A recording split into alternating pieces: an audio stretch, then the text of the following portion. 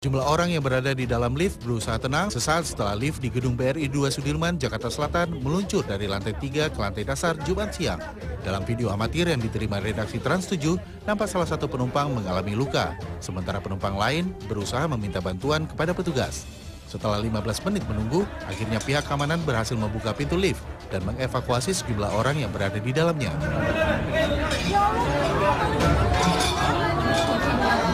Walau tidak ada korban jiwa, tapi 2 orang mengalami luka dan harus dilarikan ke Rumah Sakit TNI Angkatan Laut Minto Harjo.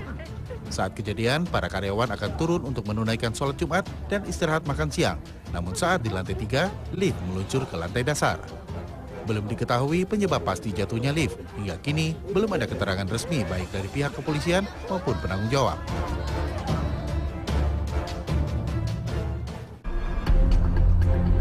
Komisi Pemberantasan Korupsi menetapkan Sutikno Sudarjo, pendiri PT Mugi Rekso Abadi atau MRA, sebagai tersangka dalam dugaan suap yang menjerat mantan Direktur Utama Garuda Indonesia, Emir Syahtar. Sutikno Sudarjo diduga sebagai perantara pemberi suap dari Rolls-Royce ke Emir Syah.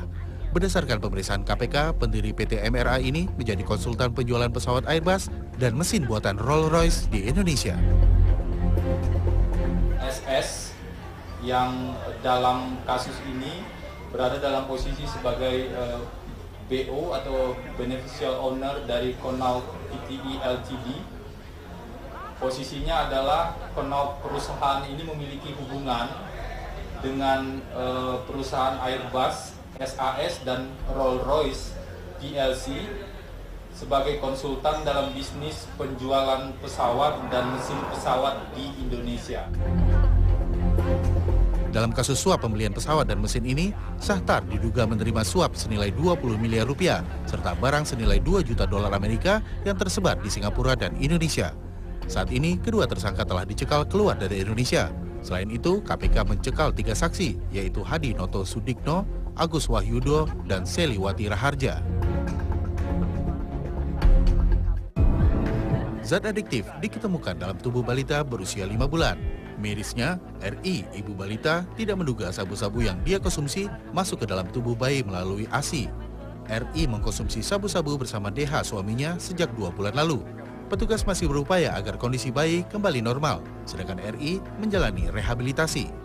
Kasus ini terungkap setelah polisi menangkap 2 pengedar sabu-sabu, DH dan Babeh di Jalan Cilikriwut, Palangkaraya. Dari tangan tersangka, petugas mengamankan puluhan paket sabu-sabu seberat 5 gram, timbangan digital, uang jutaan rupiah, telepon genggam, dan alat hisap sabu.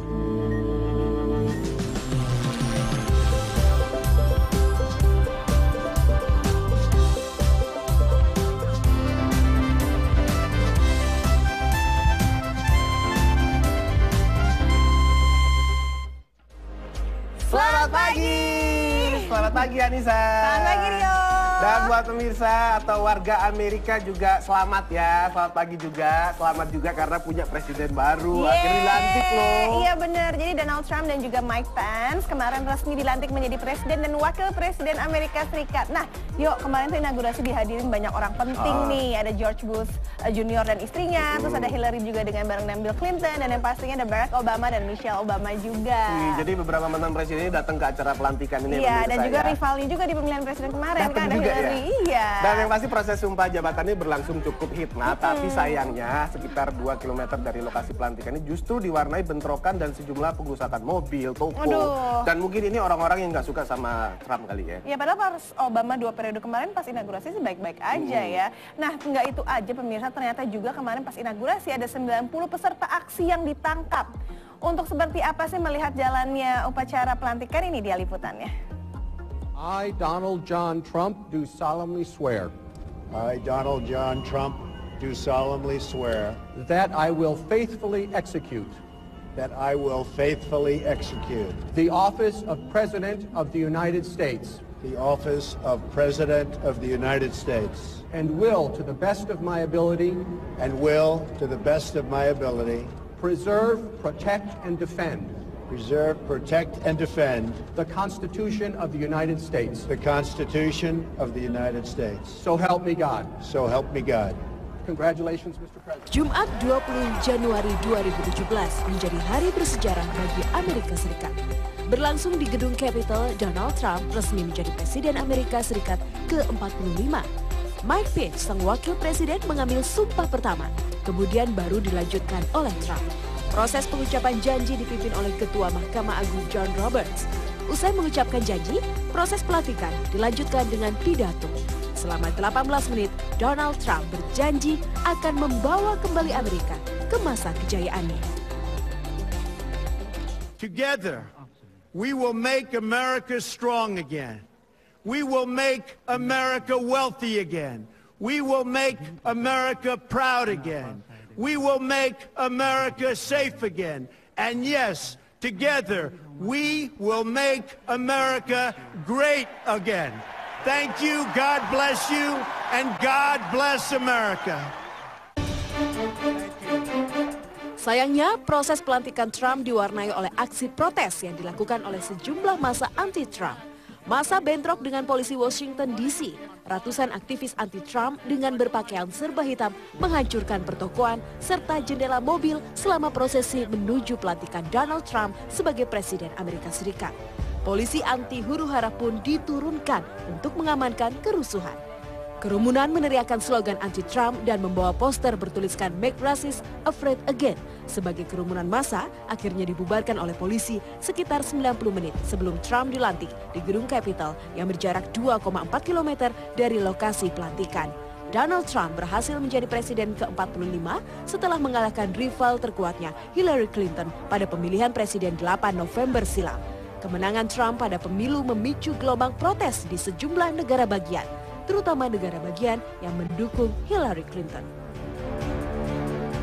Nah pemirsa, sebagai perempuan nih kalau ada pelantikan presiden seperti semalam, pasti yang menjadi fokus utama kita itu adalah gaya berbusana dari First Lady-nya.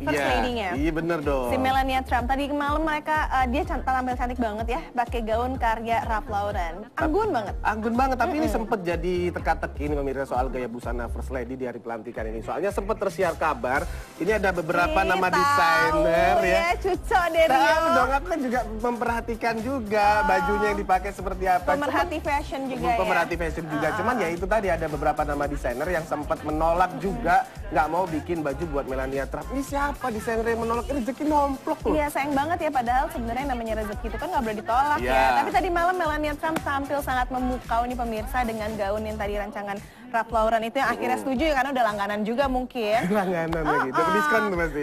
Terus gaya rambutnya juga dia diangkat ke atas, ya abdunya keren karena juga kerahnya kan tinggi tuh. Karena nanti kita lihat seperti apa, penasaran kan? Kalau saya mah Melania Trump ini rambutnya mau diabdu kayak atau didondu kayak apa disanggul kayak bajunya mau pakai apa aja tetap aja dilihatnya tuh masih sedep-sedep gimana gitu lah. Coba kita lihat ya. Ini dia.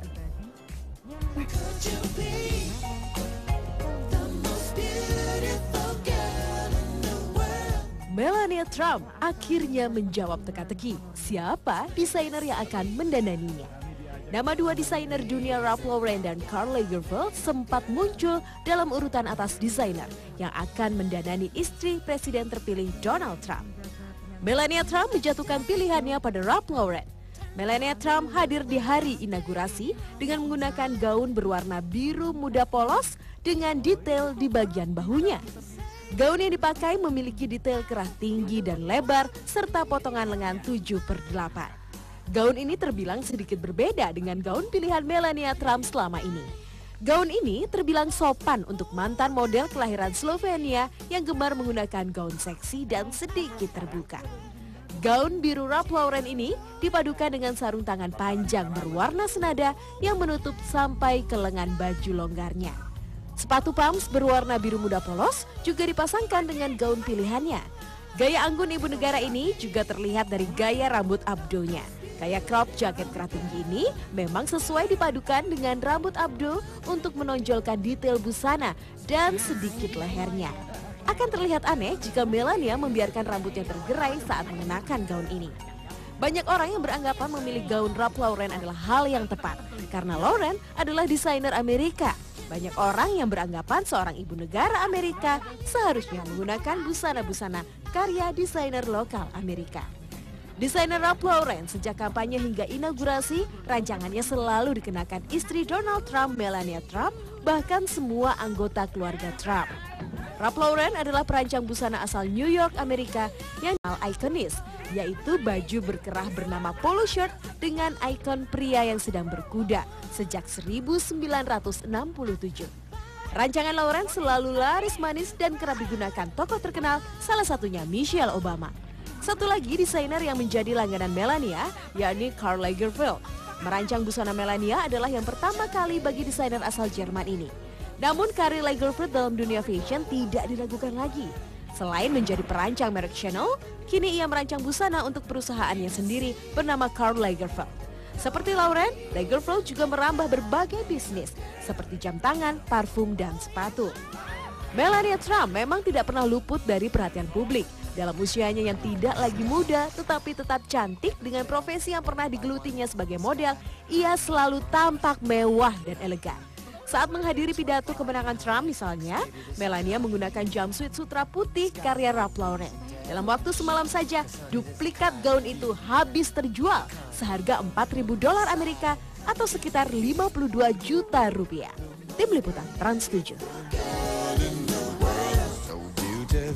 Baik, dari Amerika kita kembali ke tanah air nih pemirsa, soal satwa yang ada di Kebun Binatang Bandung. Soalnya beberapa hari terakhir beredar video viral beruang madu yang kondisinya itu kurus banget nih Anissa. Kasihan gitu ngelihatnya ya. Iya, saking kelaparan ini ya. Saya tuh Bonbin Bandung kan. Zaman dulu kuliah di Bandung, pemirsa, saya sering banget ke sana dan tidak ada masalah dengan beruang-beruang di sana. Tapi kenapa sekarang beruang-beruangnya saking kelaparannya nih pemirsa, mereka sampai meminta makanan kepada pengunjung Bonbin. Jadi ngemis-ngemis gitu ya. Dan bahkan ya mereka memakan fesesnya sendiri, sedih banget nggak sih? Aduh, tapi nih pemirsa ya, pengelola sih bilangnya dia itu rutin untuk ngasih makan beruang madu. Tapi kenapa masih kelaparan kalau udah sering dikasih makan? Kelaparan, masih kurus. Gimana ya, katanya sih kalau kurus belum tentu sehat, kalau gendut belum tentu sehat. Terus yang ini kita ngomongin hewan loh, bukan ngomongin badan kamu. Ngomongin ya kita berdua lah ya, masa aku aja. Jadi kita lihatnya beritanya seperti apa. Ini dia.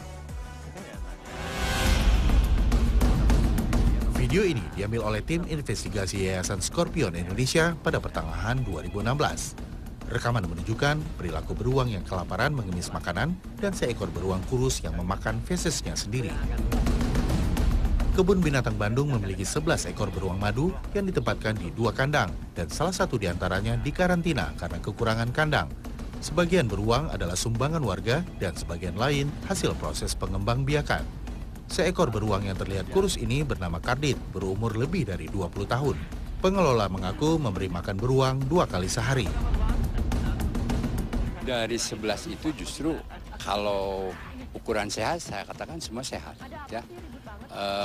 Kalau disebut kurus ya sebagaimana dikatakan mereka ya kurus. Tapi kan ukuran pengelola sesuai dengan kewajibannya dalam memelihara dan mengembangbiakan dan untuk kesejahteraan satwa tentunya adalah sehat. Sementara Wali Kota Bandung, Ridwan Kamil, mengaku Kebun Binatang Bandung bukan di bawah tanggung jawab pemerintah Kota Bandung. Saya sampaikan sekali lagi dan berkali-kali bahwa Kebun Binatang Bandung itu milik pribadi, bukan milik Pemkot. Kewenangan pemberhentian, keberlanjutan, tegurannya itu ada di Kementerian Lingkungan Hidup ya, dan Kehutanan lewat BKSDA gitu. Jadi saya menghimbau lewat media ini ke Ibu Menteri, Ibu tolong dari tim kementerian turun langsung. Pasca kematian gajah bernama Yani pada 11 Mei 2016, Balai Besar Konservasi Sumber Daya Alam Jawa Barat sudah mengirim tim dokter hewan untuk memeriksa semua satwa Kebun Binatang Bandung. Hasil pemeriksaan khusus beruang madu menunjukkan seekor beruang sakit.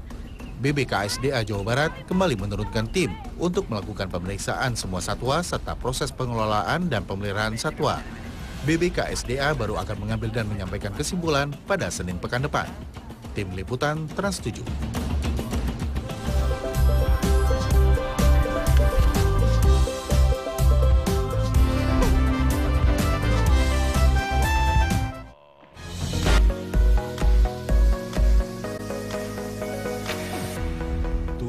Sejauh mata saya memandang, hamparan kebun apel nyata terlihat. Buahnya yang menggelantung juga siap dipanen tuh. Mantap!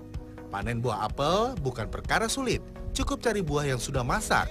Cirinya, ukuran apel sudah sekepalan tangan orang dewasa. Apel dapat kita panen setelah 4 hingga 5 bulan dari mulai mekarnya bunga. Biasanya sih, periode panen apel dilakukan sebanyak 2 kali dalam setahun atau 6 bulan sekali secara serempak.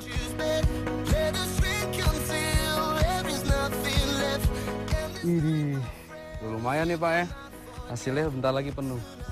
Jadi memang buah yang berasal dari Asia Barat ini masuk ke Indonesia sekitar 1930-an, dan kalau ke Malang tuh 1950-an, dan langsung dibawa sama Belanda di daerah sini, Malang sini, Batu sini Pak ya.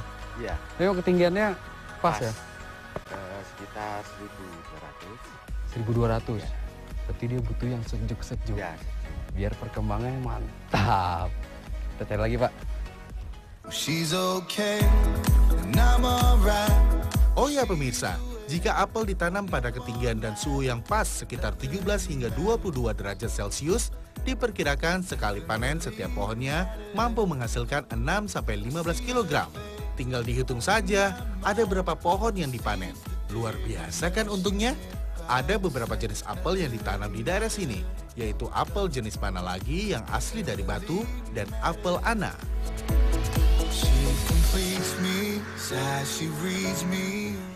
Pak, ini bisa langsung dimakan Pak? Bisa? Aman ya? Tapi ini berbeda ya, ini karena memang ini apel mana lagi asli dari Batu dan juga sekitaran Malang. Cobain ya Pak ya.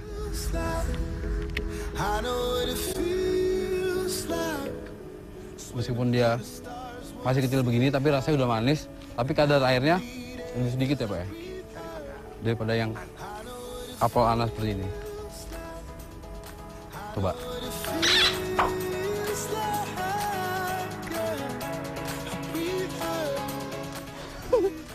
Seger. Pokoknya masih ngantuk. Biar makin melek makan apel Ana.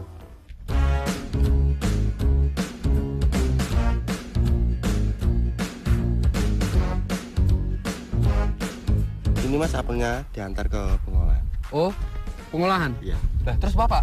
Saya mau melanjutkan panen. Panen lagi? Iya. Yang angkut-angkut aja saya. Oke pemirsa, tidak apa-apa, saya yang mengurus semua apel-apel ini untuk dibawa ke tempat pengolahan produk. Ini dia salah satu pusat pengolahan produk dari apel, milik kelompok tani Maju Abadi.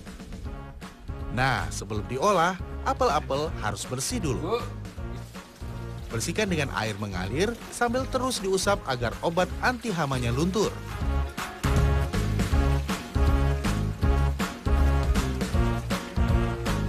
Jadi karena di sini hasil apelnya melimpah, dalam setiap panen dalam satu kelompok itu sekitar 1.200 ton buah apel yang dihasilkan. Makanya untuk meningkatkan nilai jual, biasanya dibuat olahan ya Bu ya? Iya. Salah satunya apa Bu? Sari yang mau kita apel. buat nih? Sari apel sama permen apel. Sama permen apel. Iya. Potong apel agar nanti sarinya mudah keluar saat perebusan. Rebus apel selama 30 menit.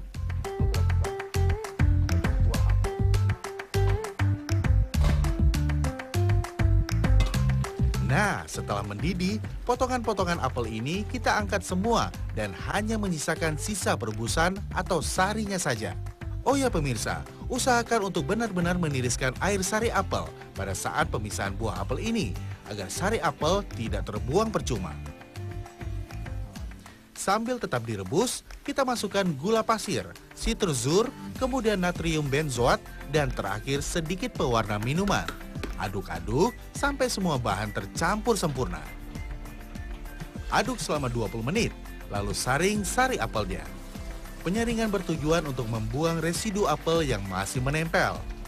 Oh ya, perebusan sari apel dilakukan 2 kali. Yang kedua, mematikan zat-zat bakteri yang masih tersisa pemirsa. Selanjutnya dari bejana ini, sari apel langsung dialirkan menuju pipa untuk packing. Gelas ini kemudian kita seal agar mampu bertahan selama 6 bulan tanpa pengawet. Setiap harinya sekitar ratusan gelas sari apel dibuat oleh ibu-ibu kelompok unit pengolahan. Per gelasnya untuk harga di pasaran sekitar Rp800. Lumayan terjangkau kan pemirsa? pengolahan apel di sini tuh nggak ada yang sisanya terbuang ya Bu ya. Sisa tadi dari cuka apel atau sari apel itu juga masih bisa diolah menjadi jelly apel. Jadi semua tuh olahan apel yang bermanfaat dan bergizi Bu ya. Langsung kita masak. Sip, apel sisa perebusan tadi kita ambil daging buahnya saja pemirsa. Masukkan dalam wajan bersamaan dengan gula pasir dan juga bubuk agar-agar. Gunakan api kecil saja agar tidak cepat gosong. Sip, siapkan cetakan persegi, lalu adonan jelly apel ini kita pindahkan pada cetakan. Oh ya, sambil diratakan ke seluruh sisi ya pemirsa.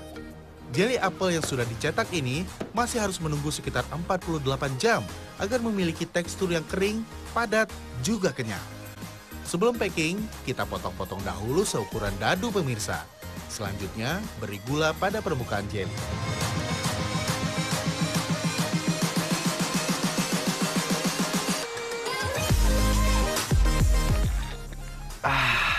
Aduh nih Bu, sari apelnya seger banget, apalagi jelinya juga legit ya Bu ya, manisnya pas ya Bu ya. Dan ada yang bilang, makan apel itu seperti punya dokter pribadi. Karena apel manfaatnya banyak banget. Mencegah kanker, mencegah diabetes, dan juga kalau mau kulitnya halus kayak ibu-ibu di sini, vitamin C banget ya, makan apel. Tap. Kresna Hardiato, Aini Fadila, Batu, Jawa Timur. Wah, itu tempat liputan Kresna kayak deket banget sama rumah saya nih pemirsa. Kayaknya mereka tuh harus mampir kalau butuh-butuh makanan gitu, harusnya mampir ke rumah saya. Emang kalau anak-anak pada mampir ke rumah kamu mau disuguhin makanan apa? Seru kan? Makanan Malang itu kan macam-macam. Macam-macam, tapi kalau buat anak-anak mah cukup mie instan lah, nggak usah yang aneh-aneh. Ya ampun, Yor, jauh-jauh ke Malang disuguhin di rumah Rio mie instan. Itu mah kalau di mie instan di sini juga ada di Trans 7. Duit makan udah banyak, ngapain mesti minta-minta, mie instan cukup lah. Suguhin kayak makanan khas Malang, cuimi gitu. Iya. Nanti kalau mampir lagi. Instan. Udah nggak usah ngomongin Kresna dan teman-teman yang butuh makanan ke rumah nih pemirsa. Mendingan aku mau ngajak pemirsa dan juga Anissa jalan-jalan yang berbeda nih. Apa nih yang berbeda? Siapa yang sedang jalan-jalan? Siapa yang nggak ngajak kita jalan-jalan? Si Putih biasa dia jalan-jalan sendiri ke Sapi Island nih pemirsa. Jadi Pulau Sapi, jadi Pulau satu Sapi. pulau. Ini kita akan ngebahas pulau yang isinya sapi semua. Tapi kita nggak akan ngebahas gitu, sapinya, bukan? tapi ngebahas tentang Putih ini uji nyali main Flying Fox. Mungkin pemirsa di rumah mikir Flying Fox biasa, tapi ini beda loh, karena Flying Foxnya ini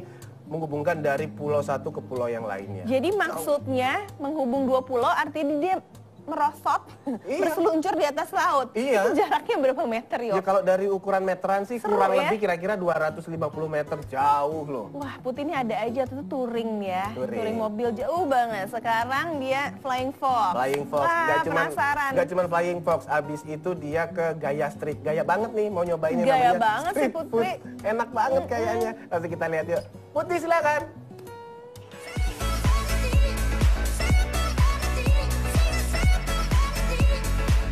Pagi pemirsa, sekarang kita mau menikmati wisata alamnya Kinabalu. Nah, kita mau menuju ke Pulau Sapi. Ini perjalanan kurang lebih tidak sampai 30 menit. Dan ini ngebut banget ini. Bisa-bisa ini kurang lebih 110 km per jam ya kalau kita naik mobil. Waduh, akhirnya kenceng. Sapi Island adalah salah satu dari taman konservatif laut yang ada di Sabah pemirsa. Selain Sapi Island, masih ada 3 pulau lainnya yang kerap menjadi tujuan wisata. Pulau Manukan, Memutik, dan Pulau Gaya.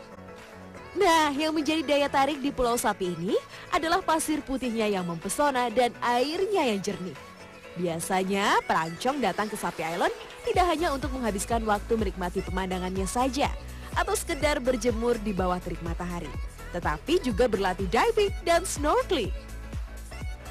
Ya pemirsa, nggak lengkap kalau kita udah sampai pantai, tapi cuma menikmati alamnya aja kan sayang ya. Jadi kita harus menikmati keindahan di bawah lautnya. Let's go!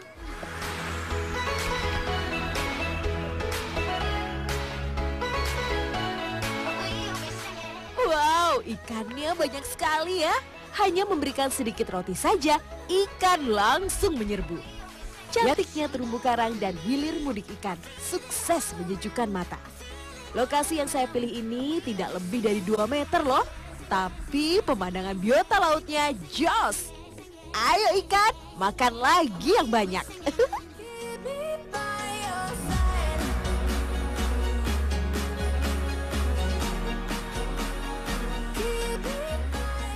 ya pemirsa, selain menikmati keindahan dasar lautnya, wisatawan juga bisa memacu adrenalin dengan mencoba Flying Fox sambil menyeberangi pulau. Ya, Flying Fox di sini berada di titik awal Pulau Gaya hingga ke Pulau Sapi dengan panjang lintasan sekitar 250 meter. Tapi, untuk uji adrenalin dengan Flying Fox tidak bisa dilakukan sembarang waktu. Hanya bisa pada jam 10 pagi hingga jam 4 sore waktu setempat.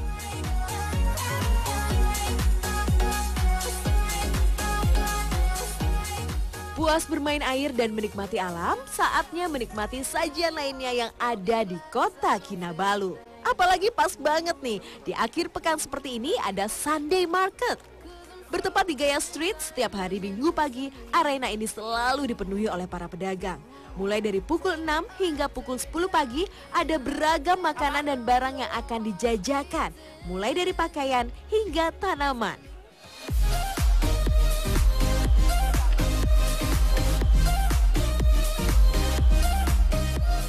Pilih yang mana ya, menggoda semua ini. Yang ini. Daging bakar dan roti. Sepertinya enak, kita coba dulu ya. Ternyata nggak bisa dimakan. Ini cuma mirip doang pemirsa. Ini ternyata tempelan kulkas. Mirip banget ya. Hampir saja tertipu nih, lucu banget sih tempelan kulkasnya ya. Berbahan dasar silikon, tempelan kulkas ini bisa dibentuk sesuai dengan keinginan dan ukuran yang beragam, tergantung kreativitas. Satu buah tempelan kulkas dijual dengan harga Rp6 atau setara Rp18.000. Worth it kan pemirsa?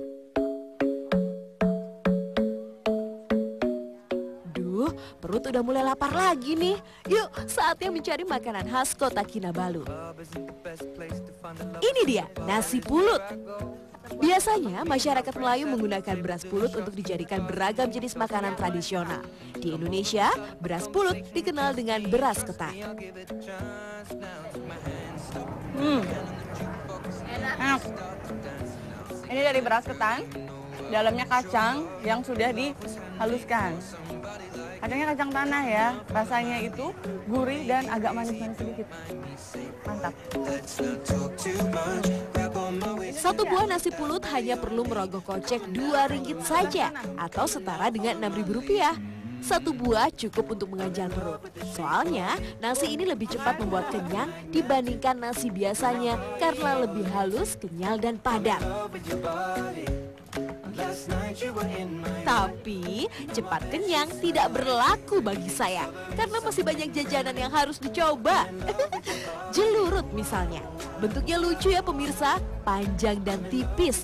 Ada rasa original dan ada rasa pandan. Saya cicip ya rasa pandannya saja deh.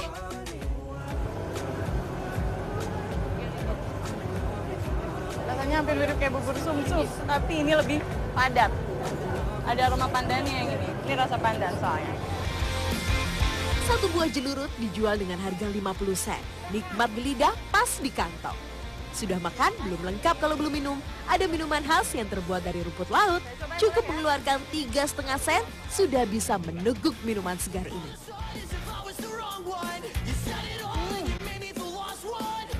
Enak ya, ada aroma serehnya. Terus ini dalamnya nggak sepenuhnya cair, jadi ada bulir-bulir dari rumput lautnya. Mantap. Putri Nurul, Anggi Yuda, Kinabalu, Malaysia.